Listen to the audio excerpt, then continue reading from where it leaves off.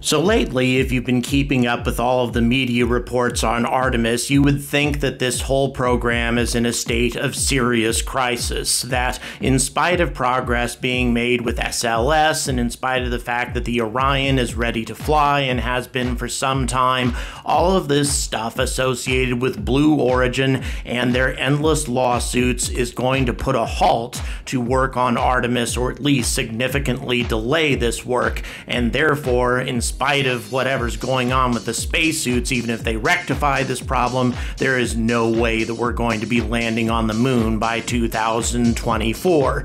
And this is just the last thing that Artemis needs, right? Yet another problem on top of all the technical issues to have legal wranglings delay our landing on the moon and our return to our efforts to colonize the solar system. It's just aggravating. But is this actually true? Well, of course, there's a lot of people who think that Elon Musk is going to push forward with Lunar Starship regardless of stop work orders that may be coming from NASA, that he's simply going to push ahead with his dream regardless of what government agencies may think or whatever courtroom decisions may be made. And whereas this may be true, doesn't this put this almost $3 billion award in jeopardy? And even Elon himself has said that this is an expensive project. Would he really put that much money in jeopardy just to push forward on his dream project as rapidly as possible? Well, he actually really doesn't have to. This project can proceed work order stoppages or not without any violations whatsoever. Now, this may seem to be contrary to reason, but it really isn't. Then I'm going to cover all of the things that really need to be done to both Starship and Lunar Starship to get either one of these things functioning. And really, it's going to require Starship in order to make Lunar Starship fly anyway. So we're going to go through all the things that SpaceX can actually do, work stoppage or not, to get this project moving. And indeed, the things that even competitors like Dynetics can keep doing to keep the project moving forward. Regardless of what Jeff Bezos may be trying to do here, his lawsuit is completely impotent and isn't going to stop either of these projects or what anybody else is doing whatsoever. My name is Jordan Wright. I was born in the same year that our species took its first steps on another world, and then we promptly betrayed those people's legacy by never going back. And now, over half a century later, a new breed of pioneers are finally making the effort to complete what these people tried to accomplish so long ago. But there is trouble. There are corporations looking to take advantage of one of the most underfunded departments in the U.S. government. So many problems in an area where we dare not fail again. So it's time for commentators like me to stop being polite and start getting angry.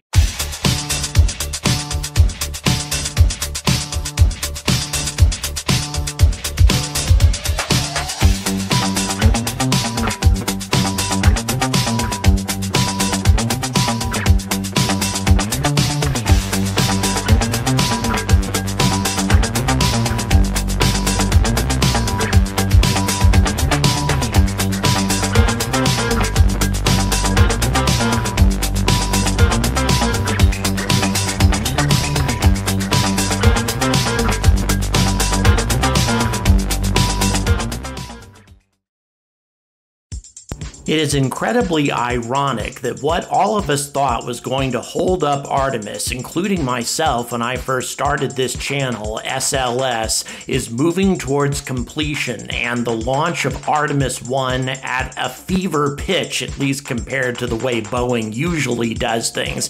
And it looks actually sort of likely that the launch may take place in November or at the latest the first quarter of 2022. And this will be a remarkable accomplishment. And let's go through the various things that have been accomplished with this program so far and are not stopping because this has nothing to do with the HLS lawsuit.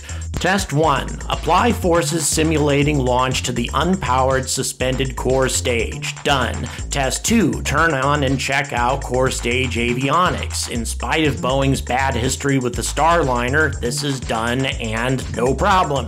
Test 3. Simulate potential issues to test systems that shut down other systems if there's a problem. Done. Test 4. Test main propulsion system components that connect to the engines. Done. Test 5. Test thrust vector controls and check out all the related hydraulic systems. Done. Test 6. Simulate launch countdown to validate timeline and sequence of events. Done. Test 7. Load and drain more than 700,000 gallons of cryogenic propellants. Done. Fire all 4 RS-25 engines for up to 8 minutes, which of course was the second green run. Done. And that's what's gotten us to this point where we've been stacking the core stage, and all of that's been going very well also. Step 1. Stack the SRBs on the mobile launcher. That was done before the core stage even arrived at the Cape. Step 2. The core stage is craned in and secured between the 2 SRBs. Done. Step 3. The launch vehicle stage adapter is bolted onto the core stage. That's done. The interim cryogenic propulsion stage, or ICPS, is lowered in and bolted onto the main stage. Done. The Orion stage adapter is mated to the interim cryogenic propulsion stage. That is also done. And on top of that, the emergency abort system, or abort tower as it is sometimes called, has also been stacked and is ready to go. On top of that, a weight simulator, essentially simulating the weight of the Orion spacecraft, has already been tested on this rocket as well. The only thing that really remains is to stack the Orion and then check all the systems to see how well they interact with each other. That's the big question mark. How well did Boeing handle all of this? But given that they're not the only contractor that was involved with this, that they have some pretty competent folks, including Dynetics, who are involved in this particular stage, I am cautiously optimistic that this thing is going to be ready, and nothing that Blue Origin is doing is going to slow it down. Now, all of this is well and good, but you can't land on the moon with Orion. You need a human landing system, and that's what the lawsuit is all about, and there is a work stoppage order for any activity associated with the HLS. So why would this not affect Lunar Starship? Well, for one very important reason.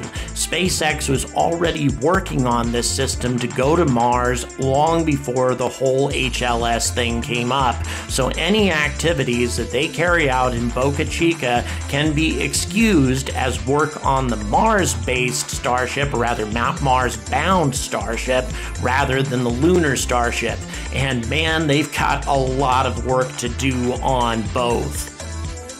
So the checklist on all of this is actually really immense. First of all, you need to get Super Heavy finished, and you need to stack the whole thing, and that is going to be beyond difficult. What they've already done is just something to show off to the public, to have the tallest rocket in history for a short amount of time before they took SN-20 down from the Super Heavy. It was not fully loaded with fuel. It didn't weigh over 1,300 tons, as real Starship actually will, so Super Heavy has not been tested with the simulated weight of the orbiter in the same way that SLS has been tested.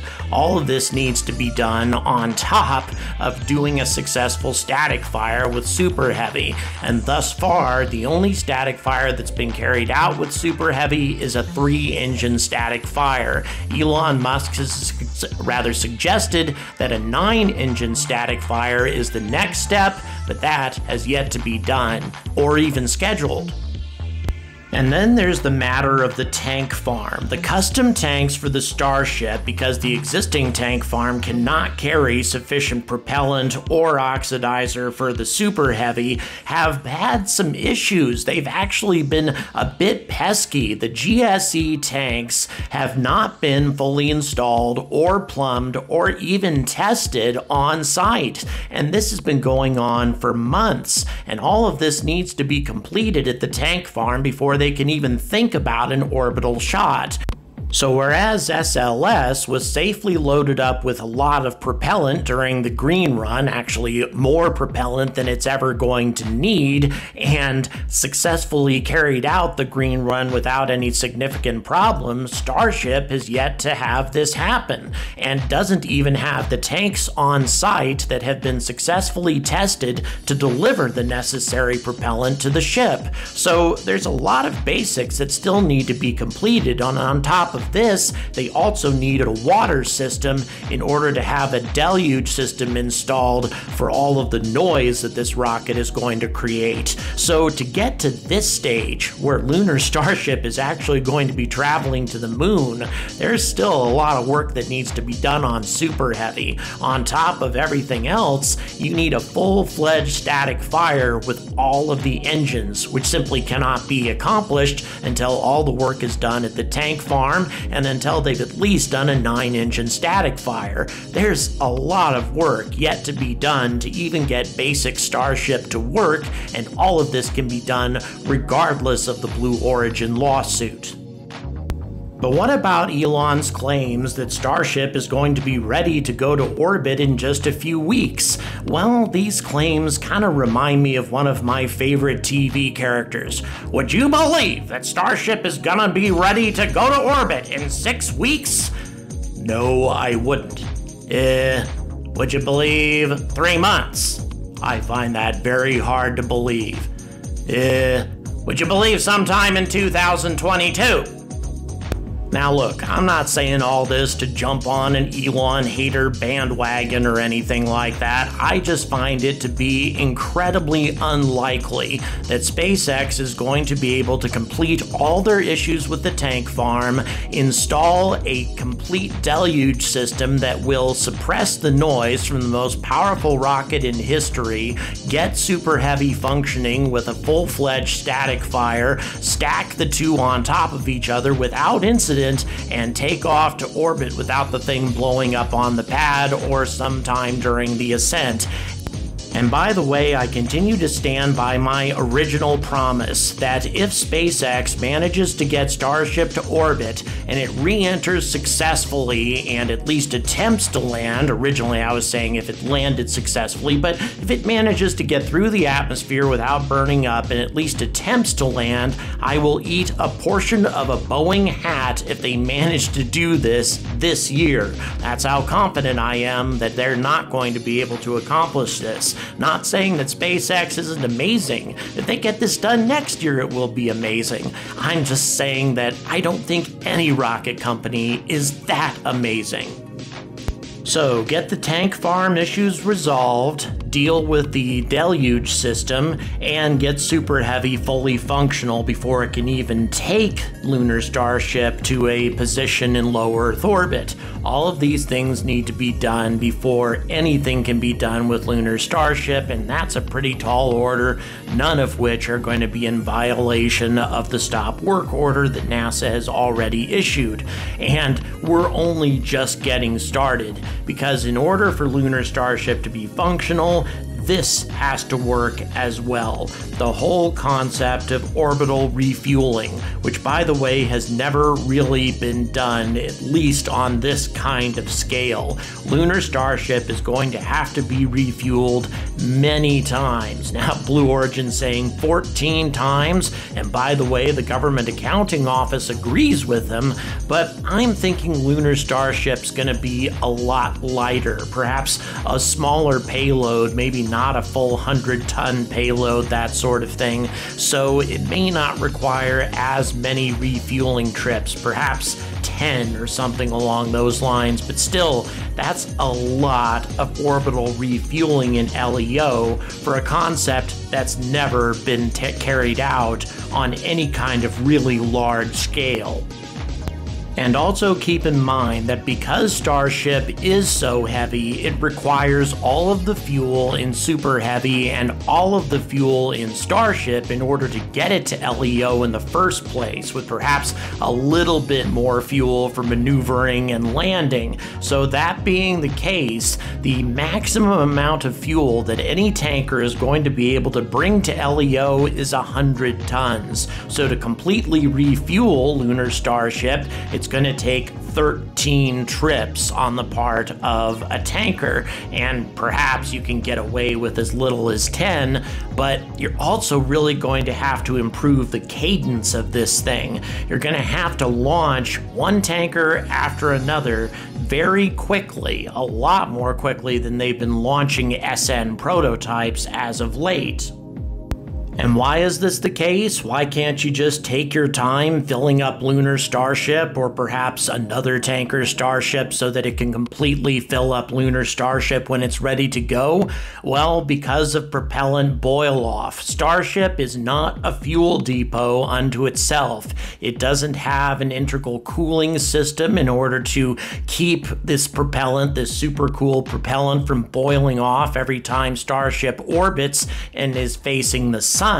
And on top of that, you also don't have the best insulation and other things required for a proper fuel depot. So if you want to fuel up Starship without losing a lot of your fuel in the process to propellant boil off, that means that you need to complete the refueling fairly quickly, a few weeks at most, or perhaps a month or two. So that means you're going to have to launch one Starship after another, maybe once a week, which is way better than they've been doing it lately. There's just a lot of fine-tuning that needs to be done, and that's not just to make Lunar Starship work, that's also to make a Martian-bound Starship work. Therefore, it's not in violation of the lawsuit.